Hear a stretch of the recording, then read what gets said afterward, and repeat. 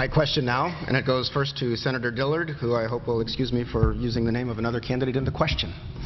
One of your fellow candidates, Mr. Rauner, said when he visited the Brandt Agricultural Services Company in Springfield in June that Franklin Delano Roosevelt thought government unions shouldn't exist and are immoral.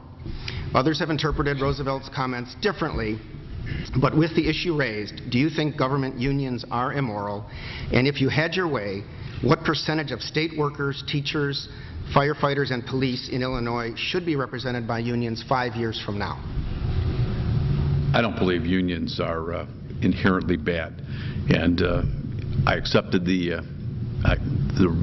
endorsement of a major union on Friday. I think many people in this room know Cinda Klickner, who is an English teacher from here in Springfield. I don't think she is a union boss. She's an English teacher that teaches our children. So unions are not inherently bad. They are many members of our families and our communities. Obviously, I think state government has become incredibly unionized.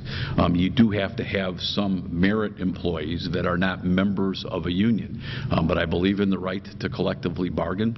Illinois is not Indiana. We're not Wisconsin. We are a state that has a proud organized labor history.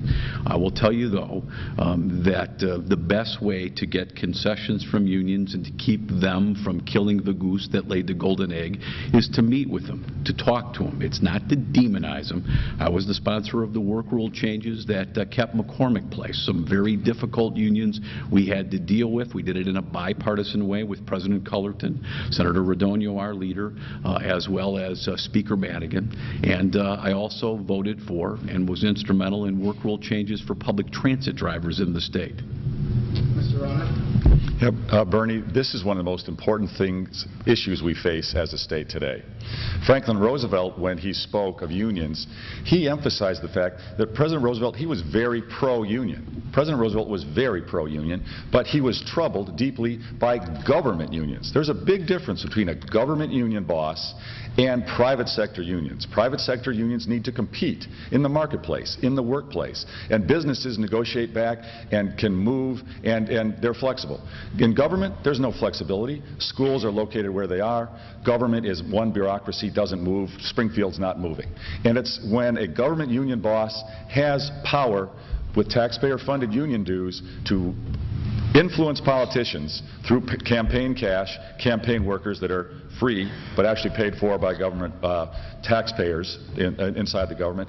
It's a conflict of interest and it's a corrupting influence. And the result of it is spending goes up, taxes go up, and businesses leave our state in the communities where that spending is too high. And as a result, working families, many union families, as well as non-union families, working class families are suffering. They suffer as a result. Jobs leave, taxes rise, school reform doesn't happen, and working families, plumbers, electricians, carpenters, truck drivers, maintenance workers, they suffer in the private sector because of the power of the government unions. If I may quickly follow up, you didn't say if there should be fewer in 5 years. Should they go away if it's an immoral system?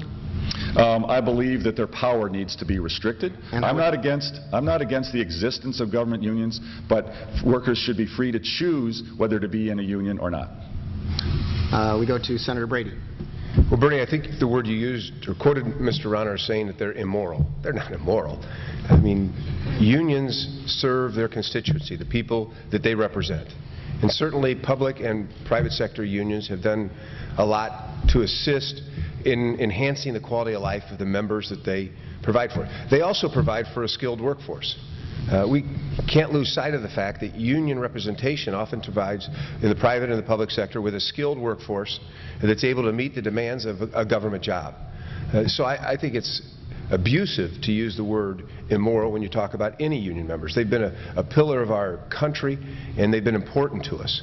But it is important that a governor have balance. And I will say this about Governor Quinn. He has failed at developing a relationship with the unions. We do have far too many as a percentage, union employees, because we've seen many of them choose a union job that was protected rather than a management job before, because this administration has failed to budgetarily deal with that. As governor, I'm going to work with the unions to make sure that there are union jobs, but I also think we need more of a balance to where management jobs are not needed to be unionized and can work under the flow of what we do in government. So as governor, I'm going to be honest with the unions. I'm going to negotiate fair and decent contracts. We're going to meet our obligations. We're not going to make promises of raises like Governor Quinn and then fail to deliver on them.